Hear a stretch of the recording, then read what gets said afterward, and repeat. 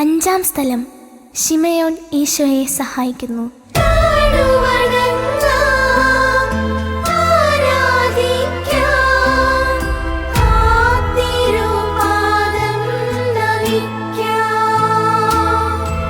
കാഴ്ചക്കാരിൽ ഒരാൾ മാത്രമായിരുന്നു ശിമയോൻ. ശത്രുക്കളുടെ നിർബന്ധത്താൽ അദ്ദേഹം ഈശോയുടെ കുരിശിന്റെ ഭാരം ഏറ്റുവാങ്ങുന്നു. ജീവനോടെ ഈശോയെ കുരിശിൽ തറയ്ക്കുകയാണ് ശത്രുക്കളുടെ ആവശ്യം. അങ്ങനെ ശിമയോൻ കാൽവരിയോളം ഈശോയെ അനുഗമിക്കുന്നു. ആ കുരിശു വഴിയിൽ ശിമയോന്റെ ജീവിതം ഈശോ സുവിശേഷത്തിൽ അടയാളപ്പെടുത്തി.